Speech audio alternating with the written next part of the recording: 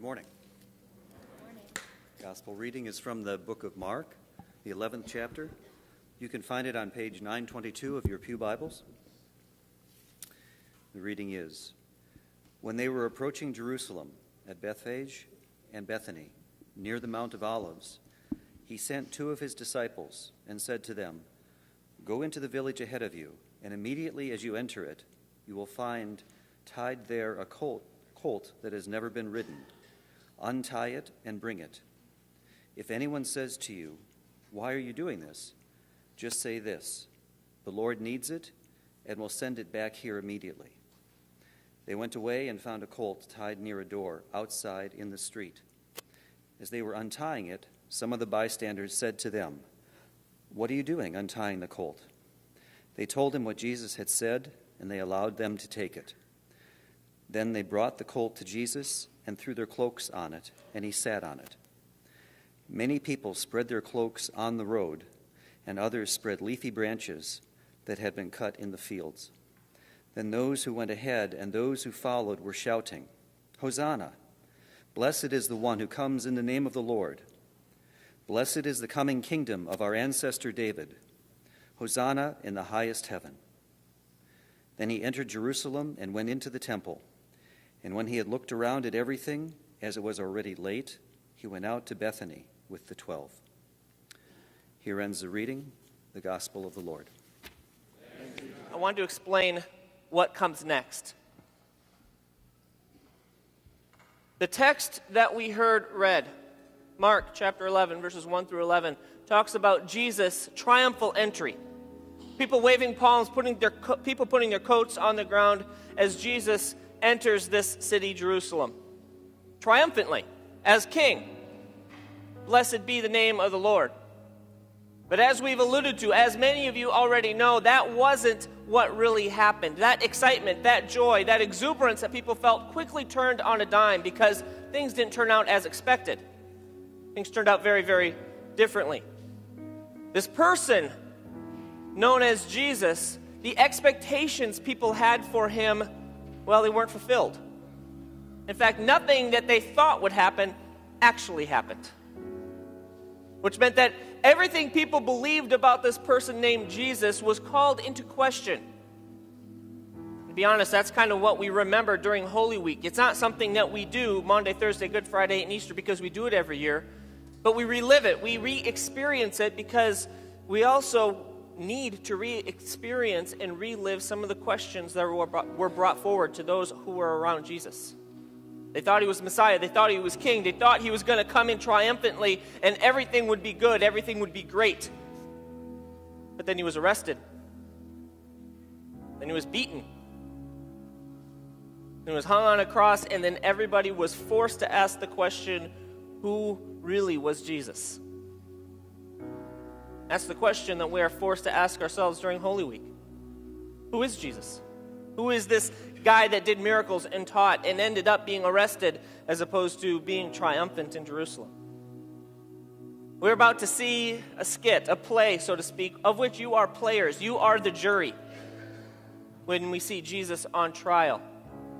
A jury that doesn't need to come up with an answer today, but a jury that is forced a question that we struggle with every day of our lives. Who is Jesus for us individually, and who is Jesus for the world? In other words, who do you say he is? So today, as you are jurors, I encourage you to struggle with that question this Holy Week. Who really is Jesus? Who is he? What is this all about? Why are we not still waving palms on Good Friday? Why are we not waving palms every time we leave this building? Who is Jesus? What's your verdict?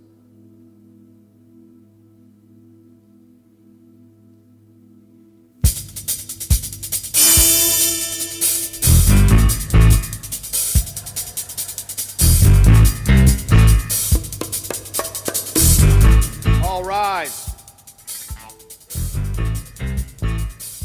Hear ye, court is now in session. The Honorable Judge Caiaphas presiding.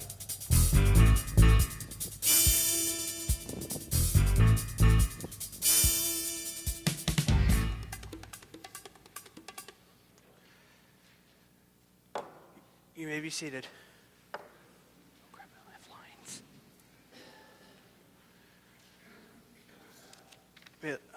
Please bring in the accused. Oh, thank you. Thank you.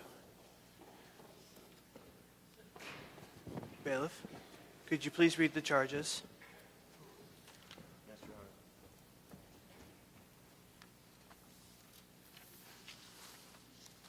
The accused, Jesus of Nazareth, has been charged with being involved in sorcery, witchcraft, and other black arts, and with blasphemy, claiming that he is the Son of God.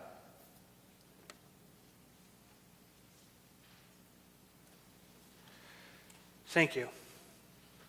How do you plead? Very well. Bring in the first witness.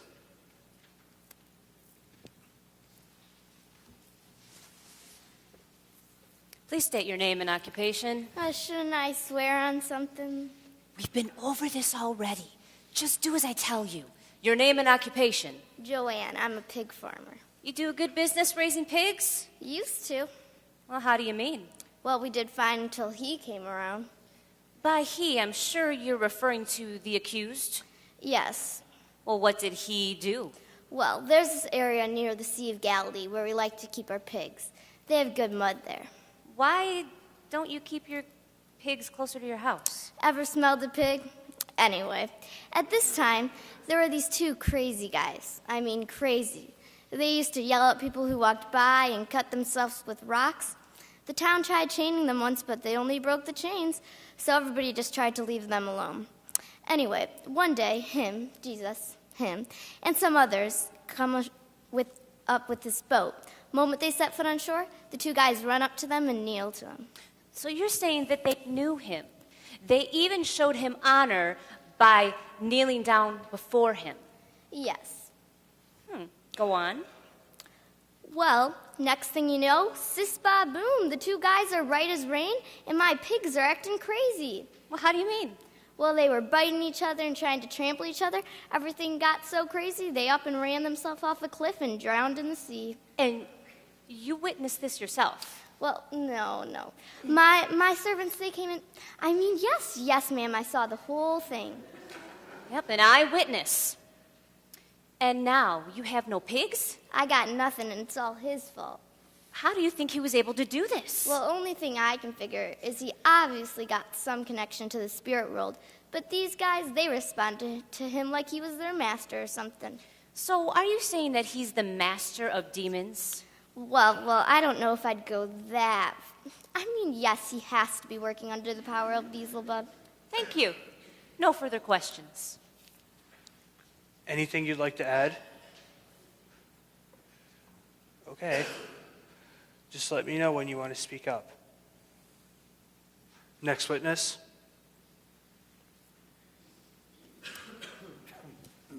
Please state your name and occupation. Actually, I've been meaning to talk to you about the terms of my testimony. I'm sure I don't know what you mean. Well, yeah, you know, you said I'd give my testimony and you'd pay me $100. I'm sure I don't know what you mean. All right, we'll talk about it after. Okay, my name is Boaz, and I'm a potter. Well, what's your association with the accused? A very loose one, I'm sure. Get on with it. Okay, let's see. It would have to be about 3 years ago. That's right. Coming up on our third wedding anniversary. And that's when it happened, at my wedding. That's when what happened? Okay, well, the long story is this. It was my wife's and my wedding day. Well, actually, she wasn't my wife yet, but never mind. Actually, it was at this point that... Get to the point. Sorry. It was at the reception of the ceremony. And now, don't get me wrong. My family is God-fearing individuals, just like everyone else, but everyone's got a few black sheep, if you get my point. Enlighten me. Well, we weren't more than 2 hours into the festivities when we ran out of wine. Actually, I think it was my wife's relatives that were the ones that... Sorry. I'm not going to tell you again. there I am wondering what I'm going to do. I mean, because I don't want to look cheap. And all of a sudden, the people are coming up to me, and they're saying what great tasting wine we had. I had no idea what happened. Did someone go to the store? So I went and asked my servants, and then they told me that fellow, Jesus over there, that guy, he had them take the jars and fill them with water. Well water, I might add. And then he did some sort of hocus pocus, and he turned the water into wine. Then what happened? Well, like I said, I didn't want to cause a scandal or anything, so I took credit for it. And so, what am I supposed to do? But I'll tell you this, I've never had him over to look at my wedding pictures. Would you be willing to say that he was only able to do this under some satanic power?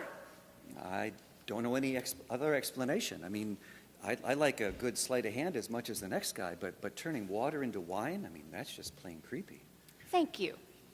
Your witness. Oh, that's right. You don't have anyone to defend you. I'm sorry. You may step down. Next witness.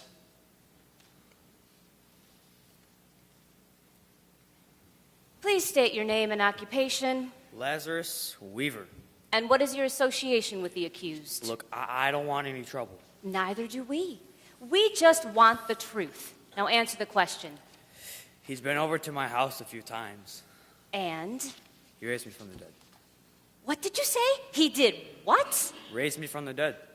Are you suggesting to this court that you died and Jesus somehow brought you back to life? I don't know how else you guys can take it. So what happened? How'd you die? Well, my doctor had put me on this high-fat, low-protein diet. I never thought that he was that good at medicine, but he's the only one in town. Anyway, one day I'm there weaving. I get this sharp pain in my chest. I can't see that well, and I black out. But you didn't just black out. No. No, you died. Well, after a few days, it was painful. Well, then what? Well, while I was just sick, my sister sent word to Jesus to come help me. To heal you? Maybe, but mostly because he was our friend. Oh, how touching. So, did he hurry right to your side? Oh, what am I saying? Since you're such good friends, of course he did. No. No? No. No. He waited until you were dead, isn't that right? 4 days dead. And what were you doing those 4 days? I can't talk about that. No, I'm serious. I can't tell anybody about what I saw there. Fine. But will you agree that you were not just sleeping? No, I wasn't sleeping. So, okay, Jesus shows up. Jesus shows up. He asks for my tomb to be opened, and I hear this voice, Lazarus, come out. Next thing I know, I'm hopping out of my tomb covered in bandages. Have you ever seen anyone else who came back to life the way you did? No. So you're saying that the only person you know of who's been raised from the dead is you? I've heard of others. Well, we're not here to deal in rumor, only facts. To raise someone from the dead would take some pretty strong powers, wouldn't you say? Well, he's a very... Yes or no? Yes. Would you consider yourself a godly man? Yes. Can you raise yourself? Can you raise people from the dead? No. Neither can I. Neither can the judge. Neither can any one member of this jury. There's only one explanation for such events occurring, and they all seem to point to the same thing. Jesus of Nazareth is under the power of demons. That's not true. I'm done with this witness, and I ask that his last comment be stricken from the record. So ordered. You may step down. But Leave. Any more witnesses? No, Your Honor, the prosecution rests. Do you not want to answer any of those who accuse you? What about this other charge, that you claim to be the Son of God? This is very strange. This is very strange for an innocent man to remain silent against such accusations. Is this what all your teaching amounts to? Silence in the face of evidence? I always spoke openly to the world. I taught in the synagogues and in the temples where the Jews gathered. I taught nothing in secret. How dare you address me that way? Am I one of your followers that you can treat me with such disrespect? Answer me, are you the Christ? If I tell you, you will not believe. If I ask you a question, you will not answer. But know this, from now until the end of time, the Son of Man will sit on the right hand of the power of God. Are you the Son of God then? I am. What further do we need of testimony? We've heard it ourselves from his own mouth. Blasphemy. He claims to be the Messiah. He must be put to death. Guards, take this liar to Pilate. You just signed your death warrant. Members of the jury, thank you for your time, but... I was wrong. What's your problem? Take it. We don't want your money. But I betrayed an innocent man. Well, that's your problem now, isn't it? Take it, he's innocent. Judas, he's already been convicted. Keep the money. Convicted? What have I done? Bailiff, please excuse the jury.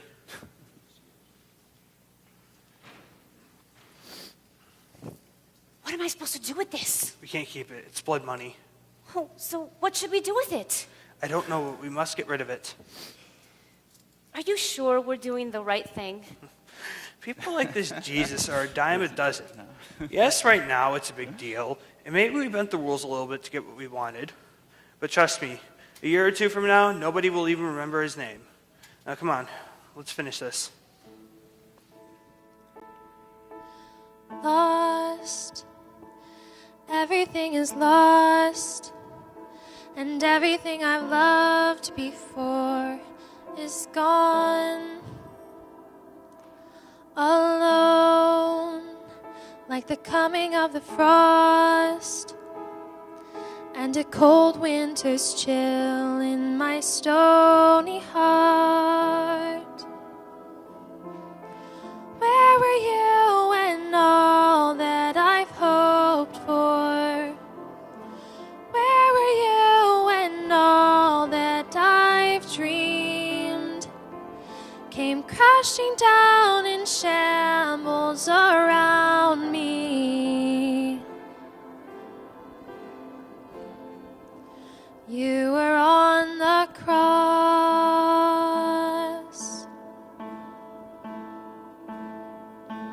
Pain, could you take away the pain?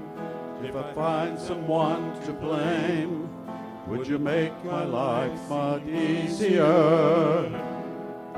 Alone, all my friends are asleep, and I can't find anyone to stay awake with me. Where were you when sin stole my innocence? Where were you when I was ashamed, hiding in a life of which I never made?